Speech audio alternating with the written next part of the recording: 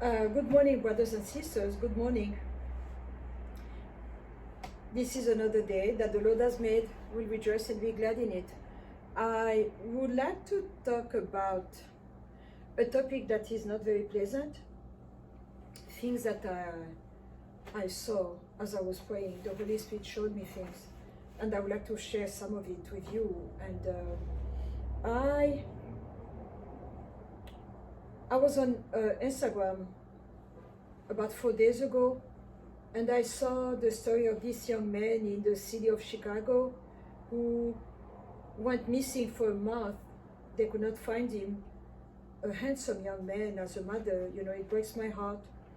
And finally, it was found in the river, and he was dead, of course. And he had missing organs. They had a list of what he was missing, so that means that he was murdered, and someone took the time to remove those organs, because even the brain was not there, according to that article that I read. Even his teeth were all missing, the tongue. I mean, really, it was very methodical organ harvesting. I do know of 2 reasons why, actually 3. The first one is that you have people who are very wealthy, but they need organ transplant because they are sick, they are ill, and they need another organ, and they don't want to wait. They don't want to wait. So they send people to go kidnap people, and they take you in a place, a clean, sterile place, and they harvest your organs and to put them into someone else. So that means that you need a medical training and the follow-up care and all that, so you know what you're doing. You cannot just ask me to harvest organs right now. I don't know how to do that. And the first part, so is for the first reason why, it's affecting me, because I'll explain to you later. So when they do that, they take organs, and I was told, and according to my research, that it's better when you take an organ from a melanized person, you transplant any other ethnicity, that organ has more chances to hold on and not to be rejected by the receiving body, because every other ethnicity came from the black people, from the black race. So the foundation is black people. I'm talking about genetics, not ideology, just the genetics. So the second reason is, there is no way you could have an effective and serious black mass, like they call it, without human organs. You need to have an altar where that mass is going to, because you need a table to do a mass, and according to what you want from Satan, then you need to have specific organs placed there. You don't choose organs randomly. You have some ceremonies, a pig will do, a pork, a pig. You have other ceremonies, a goat will do. It's required, you will know, they will tell you exactly what you need. And then for serious ones, they will ask you for human organs, because of course a human being has more value than an animal. But more than that, if you could get a black person, then even better, because you are desecrating really God's creation. Because when he created Adam and Eve, when he created Adam and then Eve came later, he told them it is good. He blessed them. He spoke a blessing. That blessing fell first on a black family. So having organs coming from a black person is better for that reason. And that's why you are going to see that, because black people were created the first, so they are, they created everything, every structure, religious structure that we know throughout history and on every continent. So that's one factor that I've been praying about and repenting about, lamenting about before the Most High, because we are guilty. We brought in so many things, and the reason is our melanin. I'm still learning about melanin. I'm still trying to understand about melanin. Because I'm a Christian, I mean, I'm a follower of Jesus Christ, I don't want to go and research in Babylon about melanin. I know what melanin does. I know what melanin allows someone to do. I'm talking about spiritual abilities that you can call it intuition, you can call it seeing, like a seer.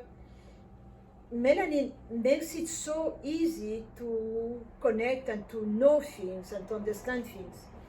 And so, having on a satanic altar organs coming from a black male, because the black male was the one created first, is the legal custodian of this planet.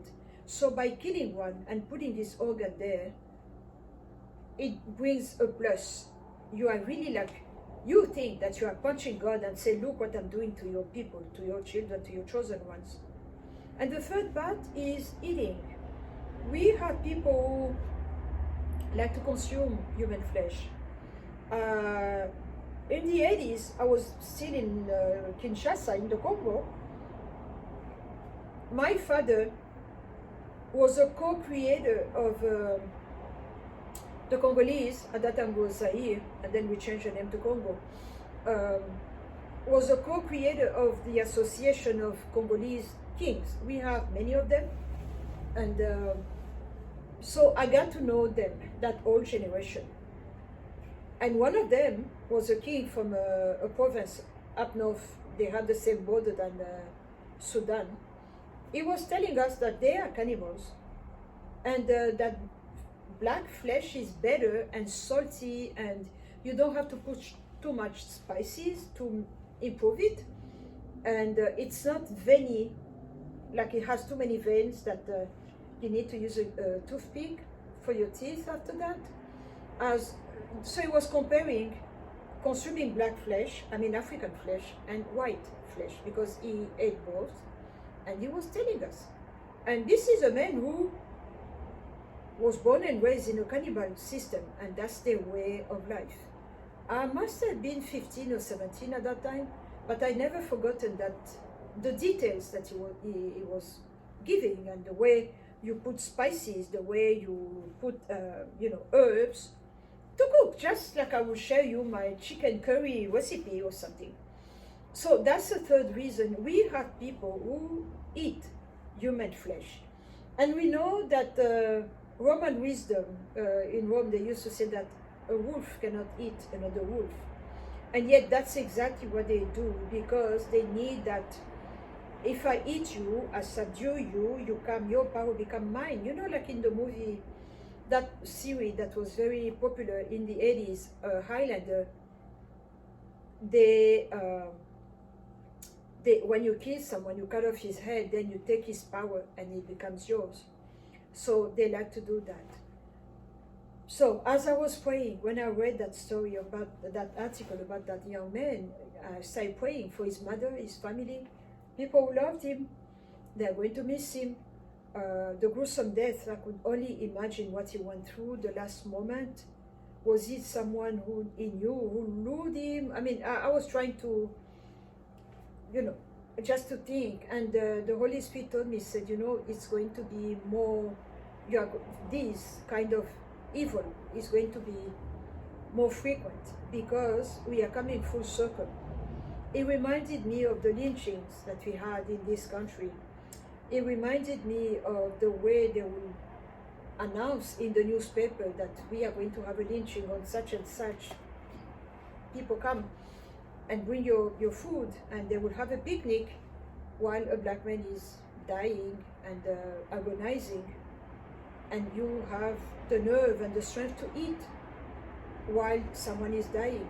So those people, because we have pictures, I'm talking about still pictures, not drawings, pictures.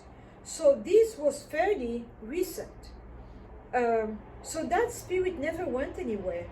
That spirit that pushed a whole community to rejoice and to be glad and to come and take pictures with a dead corpse. I've seen them in documentaries. You see people, striking a pose as the blood is dripping, and that's agonizing death. But for you, it's normal. It's like, I tell you, oh, my remote is black. And it's very casual. That spirit never went anywhere. That spirit stood up. I saw him 4 days ago. So people of God, be careful. Be careful where you go. When you go buy food, when people are going to start disappearing, that spirit is going to come back, because those people who, the lynch mob, who will come and attack someone, okay, your great-grandpa did that and never repented. Maybe he did that 3 times, 4 times, I don't know. But he never repented. So that spirit, the fact that you participated in a murder, you participated in an act of violence, you did it gladly, and you took pictures, and you smiled, and you saved the pictures. I heard that you had photographers that will come, take pictures, and sell them as postcards of a black person being lynched. All that spirit owns that family, is a part of the family, is a familiar spirit. And they went down for a while, and now they are up. They are up. So, be careful. Be wise where you go. If have your remote, open the door quickly in the car. Don't wait, you get there, then you start unpacking your purse to look for the keys. We are living in dangerous times. You have people who need organs from black people, young, strong, and you have other people who need a uterus to transplant to someone who wants to carry a baby even though it was a male. That's another issue too. I saw that. So may God spare his people. May the Most High remember us and protect us, because we went through a lot, collectively. You have your issues here in America and in the island, and we have ours also. And the same issue of organ harvesting is happening in Africa too. I heard of a case 2 days ago. So let's be careful, okay? Let's be careful where we're going, and don't drink to the point that you lose your mind. You cannot call a cab, you cannot. Be careful, don't expose yourself. That's what I'm saying, be careful. I'm talking to you as a mother. I'm talking to you as an older sister. I'm a mature woman. Take care of yourself. Don't expose yourself. Don't, pick and choose where you go and who you are letting be with you, because it's so easy to drop something in your beverage and in your glass, and you pass out, and we will never see you again. We'll never hear from you again. And can you imagine the pain and of the family members? There's no closure. Death in itself is hard, to let go of someone that you love. When you bury them, you know where they are buried. It's another thing, but those who are just disappearing like that, that's terrible. That's a torture. A torture. So please be careful. Be careful, okay? Take care of yourself. Oh.